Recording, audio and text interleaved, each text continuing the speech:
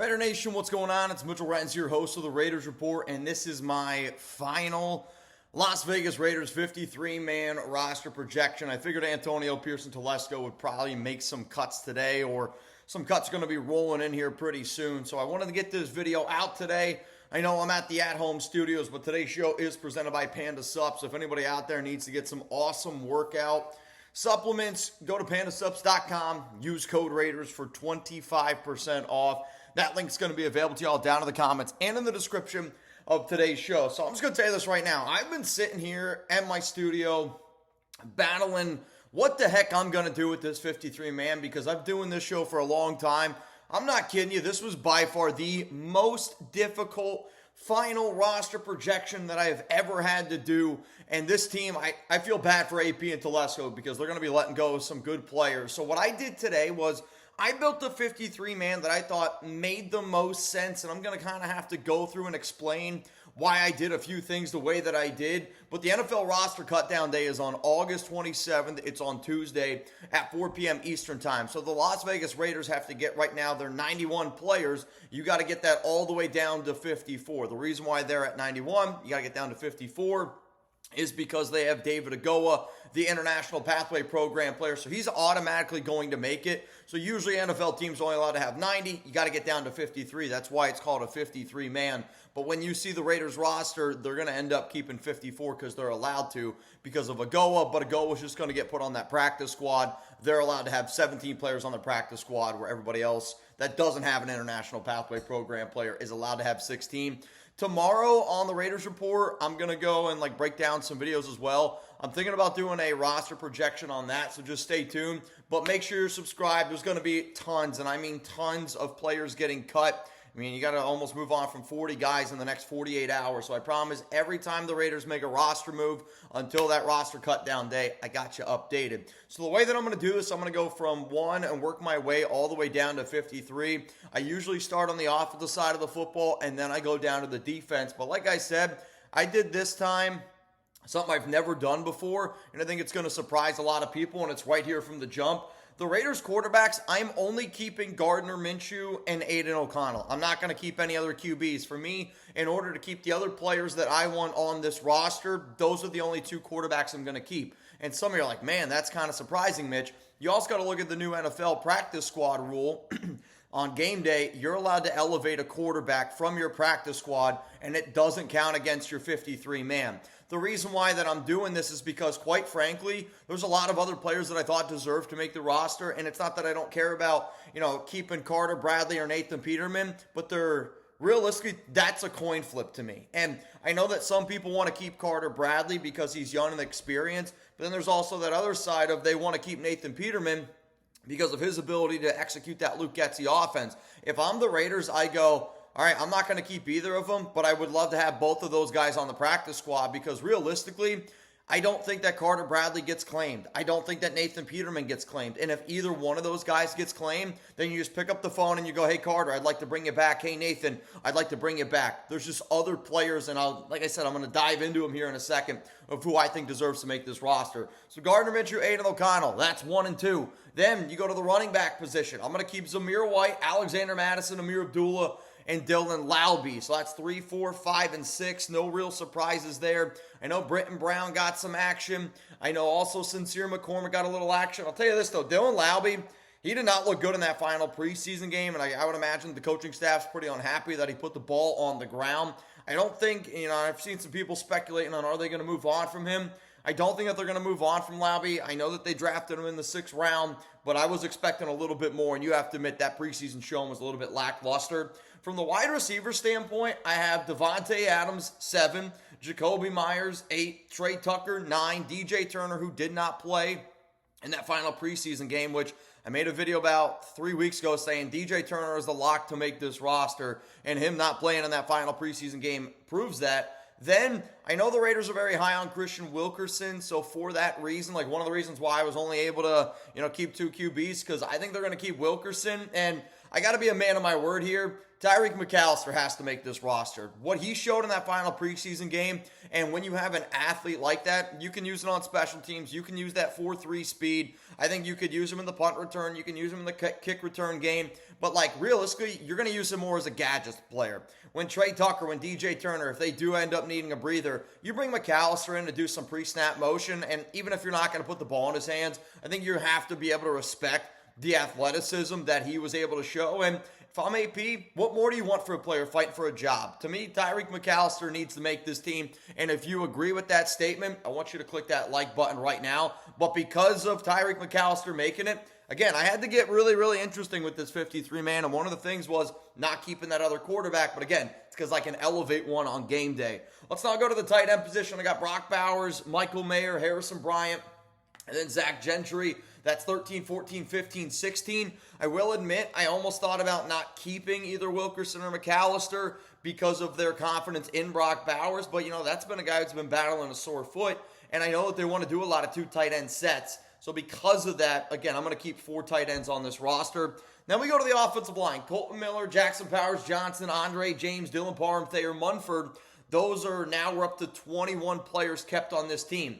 Raiders going to keep DJ Glaze. They're going to keep Cody Whitehair.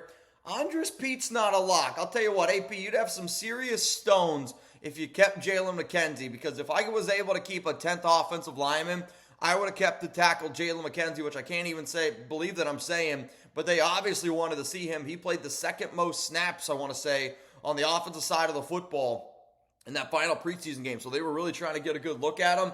But I was told by a really good source last week that the Raiders were confident in 8 offensive linemen. I have them keeping 9, and I have them keeping Jordan Meredith. The reason why I'm keeping Meredith is he's played well. When you actually look at all the PFF grades, he's actually the highest graded Raiders offensive lineman right now. But it's his ability to play guard, and it's the confidence that he has right now, and this coaching staff has in him. Again, he's got some of those ties. He's got old Chicago days. But Jordan Meredith is going to be that other player because they're concerned about JPJ, because they know that Cody Whitehair hasn't looked all that good. Andres Pete struggled with some injury concerns. So I think when you have those 9 players together, that gives you the best all-around offensive line from a depth standpoint, from tackle, offensive guard, center. A bunch of those guys can do a bunch of different things. Like, I would look at it as Cody Whitehair is your backup center. Then your backup guards are Jordan Meredith. JPJ is actually probably technically the real backup center if anything were to happen to Andre James. But I'm just hoping that JPJ, Colt Miller, a lot of positions that we've had some struggles with staying healthy this offseason, hopefully they're able to stay healthy. So right now, as it stands, I have the Raiders keeping 25 players on the offensive side of the football, and I have them only keeping 2 quarterbacks. Before I get into the defense, though, I did start this show off by saying Panda Subs is our sponsor, and very often I always get asked, Mitch, which products do you use? I use creatine every single time I get done working out. And again, anybody can get any of these products. I put the link for you guys down in the comments and in the description of today's show. Pandasubs.com, code Raiders. I use the creatine after I get done working out. On a hot summer day, if I feel dehydrated, especially if I get done running, I'll take some of the BCAAs. Now, I also take BCAAs after I get workout as well. So, like, my protein shake literally is BCAAs, a little bit of creatine. I'll take my scoop of protein. Usually it's a vanilla one. I left my vanilla one downstairs. But take a scoop of protein. Mint chocolate chip is my favorite right now in the summertime. If anybody has trouble sleeping, which I know sometimes I do, like if I'm doing a watch party and I'm really amped up, I take some of the Sleepy formula, which I use this stuff actually quite often, and you can see that this bad boy is almost empty. Another really good product if you're trying to lose a little bit of weight, they're burn products. It's like a fat burner. I will say if you're sensitive to caffeine, maybe only do a half a scoop because there's 300 grams of caffeine in 1 scoop of this stuff. This stuff, though, melts the weight off you. And then the new product, which I'm really happy that they've gotten, because sometimes like a guy, he'll order something for himself and maybe you're not thinking about other people. And recently, Alex has been like, hey, can I get some of the Panda stuff? And she really likes the collagen peptides, which I do too. If you're like, what is collagen good for? It's good for your hair, which I've been growing it out, so I need it. It's good for your fingernails. It's good for a lot of that stuff, like healthier digestive, healthier skin, hair, and nails. So if you're struggling with a little stuff going on right now with your skin, I think the collagen helps out. I use all these products, and again, I think you guys could too. Helps you be healthier, happier too, right? You're healthier, you're happier. Panda Subs, shout out to them for sponsoring the show. All right, let's go to the defense now, and this is where Again, I'm about to get really interesting at defensive end, and there's going to be a lot of people that open their eyes about what I'm going to say. And again, this is what I would do for the 53-man. I'm not sitting up there saying exactly I can figure out what AP and Telesco is going to do, but to me, what the roster that I put together gives us the best chance to win. Defensive ends, Max Crosby, Malcolm Kuntz, Janarius Robinson, I thought looked really good, and then I'm keeping Charles Snowden. Those are the 4 defensive ends I am keeping on this roster. I'm going to say it again. Max Crosby, Malcolm Kuntz, Janarius Robinson, Charles Snowden. I did not stutter. I am only keeping 4 defensive ends on this roster, and I know a lot of people are like, Mitch, that means you're not keeping Tyree Wilson. That's not what it means at all. And that's why it's the major surprise on the thumbnail. It's why you're going to see Tyree Wilson. But to me, if you're looking at this roster, you cannot trust Tyree Wilson to play at defensive end. Janarius Robinson's a better defensive end than Tyree. His bend, his acceleration, that's what you're looking for in a player. And then quite frankly, I think Charles Snowden deserves a shot. He's 6'7", 250. He's shown that he's a reliable run defender. And when I look at those defensive ends that I got, I go, Max can obviously do everything. Malcolm, to me, is a player that you want really only trying to get after the quarterback. Janarius Robinson showed that he has that ability to get after the quarterback. But then sometimes you need a defensive end that can get a run stop. And Charles Snowden in those situations, if you just need a little bit of a breather, I'm going to put Charles Snowden in that spot. So that means Max, the players, is 26, 27, 28, 29. Let's go to the defensive tackles. I am keeping Tyree Wilson as the defensive tackle. But, in order for this roster that I have put together to make sense, I had to do a few little things. And you're going to see some of the little things because the surprises aren't done yet. In fact, we're just getting started. Christian Wilkins makes the team. John Jenkins makes the team. Adam Butler makes the team. So that's 33 players as it stands right now. But I got to keep a 5th defensive tackle. And the 5th defensive tackle that I'm keeping is Matthew Butler. And it was a player that ended up getting a sack in that game, the first sack last week against the 49ers. To me, you got to keep him over Byron Young, Nesta Jade Silvera, Marquand McCall, some of these younger defensive tackles, unfortunately, just not going to get it done. And if I'm looking at that draft class back in 22, the 5th rounder out of Tennessee and Butler, or the 3rd rounder, when I said in that draft class, Byron was drafted last year in 2023. I just had the brain fart on Neil Farrell Jr. But last season was Byron Young. You're going to have to cut Byron. He's just too slow. He doesn't have the motor. And for a thing like Antonio Pierce said, and it's just stuck in my mind, Matthew Butler's going to do exactly what you tell him. Byron, to me, just clearly doesn't have it. But Mitch, Byron Young got a sack. You're right, he did get a sack. But you can't just look at the box score. You got to watch the entire game. And it was a rough game for Byron. And he ended up getting a sack in that football game. So that means I'm going with Matthew Butler. Here's how I'm going to do this right now. If you think that Amari Gaynor deserves to make this roster, I want you to spam 53 down below.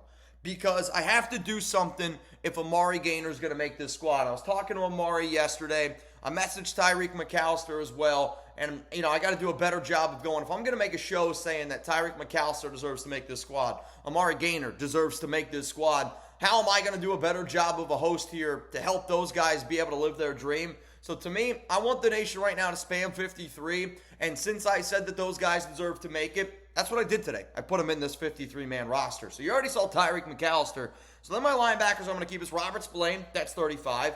Divine Diablo, 36.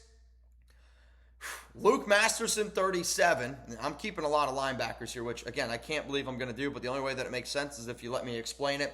37 is Masterson. He didn't play in that final preseason game, which tells me, again, Antonio Pierce said, if you don't play in that game, you're essentially good to me. So that means Luke Masterson's good. Tommy Eichenberg, he's good. They drafted him this year. That's 38. Amari Burney did not play in that final preseason game, which means, guess what? He's good at 39. And then Amari Gaynor at number 40. So you're saying, Mitch, you're keeping 6 linebackers. You can't look at it as linebackers. And I think in this day and age of football, you have to look at it as players that are also going to help you on special teams. Tom McMahon, what he showed me this offseason was he wants to use a lot of linebackers on special teams in that new kickoff return rule. So if I'm looking at that, I'm looking at it as going, okay, Robert Spillane, Divine Diablo, Luke Masterson right now are probably the players that I have the most confidence in going out there and playing linebacker. Masterson more from a coverage standpoint. Eichenberg if you're looking for the run stopping. But I'm telling you this right now, if Amari Gaynor doesn't make this 53-man, you can say bon voyage. One player that I really wanted the Raiders to keep last season was McClendon Curtis. McClendon Curtis was the player that I thought legitimately could have competed with Greg Van Roten to be a starting right guard. Curtis, they put him on the practice squad, and guess what? Gets swept up, washed away, and now he's a starting offensive lineman, or at least competing for a starting offensive spot with the Seattle Seahawks. I don't want another McClendon Curtis. I know he's a UDFA, and to me, if there's any coach that's going to understand why you got to keep a player like Gainer, it's a UDFA linebacker like Antonio Pierce, because what Gainer showed, it showed a lot of heart, it showed a lot of grit out there. He was able to go sideline to sideline, and that's a player that, again, I'm willing to bet on. And here's going to be the hot take. If I'm going to keep Amari Gainer, I'm going to try to trade away Davante Adams, where if you told me I can get a 6th-round pick, which is probably what Diablo would end up going for in a trade, you give me a 6th-round pick in next year's draft. You let Robert Spillane go out there. You let him go out there then with some sort of combination of Tommy Eichenberg, Amari Gainer, Luke Masterson, because what a Gainer showed you as a UDFA in 1 year, I would be willing to bet on that guy that he's going to get better and better and better throughout the year. And for a player that we had drafted or graded in the 5th round, I think Amari Gainer is going to be a player very similar to like an Ivan Pace Jr. from Cincinnati last year, a dude that we wanted the Raiders to draft, ended up becoming a UDFA, went with Minnesota, and now he's a starting linebacker on the Vikings. Amari Gainer deserves to make it with Divine Diablo becoming a free agent next offseason, and the way that the Raiders drafted, the way that Gainer played, I'd be willing to move on from Divine right now, a player that has struggled at times, but he's a player that has flashed. You trade him for a 6, you keep those 5 other linebackers, and then you keep rocking and rolling here with this roster. But then somebody's going to be like, well, then we're going to be one guy short. You still have $34.5 million in salary cap space. I would entertain the idea of going out and adding a few more players. So here we go. And one of the players that I would consider adding for the Raiders, if I'm going to do that, again, if I'm going to trade away Divine, I'm going to keep that 6th-round pick. Then what I'm going to do is I'm going to add a corner. And because I say that, I'm not keeping Brandon Facyson on this team. Brandon Facyson was injured all last offseason. Antonio Pierce spoke to the media, said that Facyson was a hard player to evaluate. And this is a team that I know they want another veteran corner, but it's also a team that really likes young veteran corner talent. And they want to use some of those young veterans again on the new kickoff return rules, on the punt return rules now, like not new punt return rules, but more on special teams. So at corner, I got Nate Hobbs, Jack Jones, Jacorian Bennett, DeCamerion Richardson, MJ Devonshire. The other reason why that I'm confident that this team could only keep 5 cornerbacks is because if you saw in the final week of preseason, and it's been reported that this Raiders team is confident in Isaiah Pola-Mao to potentially play slot corner. So I would look at the way that I'm about to talk about Isaiah Pola-Mao is the exact same way that I would kind of talk about a player like Tyree Wilson, where a player like Brock Bowers. When I talk about Bowers, you think of him as a wide receiver tight end. When I talk about Tyree Wilson, you think about him as a defensive tackle. We got to start talking about Isaiah Pola-Mao as being a safety cornerback, because that's how this team's looking at it. So that's why I'm keeping only 5 corners. I'm keeping only 5 corners on this roster because you also got to consider that I'm going to keep Isaiah Pola-Mao, which now puts us at Nate Hobbs is at 41, Jack Jones 42, Jacorian Bennett 43, DeCamerion Richardson 44, MJ Devonshire at 45. The safeties I'm keeping: Epps, Merrick, Isaiah Pola-Mao. I'm going to keep Trey Taylor at safety. And then, to me, the other safety that just showed more, and I know Chris Smith ended up getting an interception in that final preseason game, but I'm going to keep Jaden Grant. I'm going to keep Jaden Grant. That's going to be number 50 to me as being that extra player that, you know, I think showed just a lot more in coverage. And what do I want? I want a safety that can cover better than what Chris Smith does. So, to me, I'm going to keep Jaden Grant. And because I'm keeping the 5 corners, I'm going to keep 5 safeties. But again, you look at Isaiah Pola-Mao as that hybrid player, which I think is something that they would do. I will admit, though, based off of every single player that I've kept here throughout this roster, if I got to cut somebody first, the first players that I'm considering cutting, the first player I would do is Jaden Grant. After Jaden Grant, then it would be Tyreek McAllister would be how I would look at that. And then to me, it would probably end up being a dude like Amari Gainer. Then we're going to round it out with Daniel Carlson, A.J. Cole, and Jacob Bobenmoyer.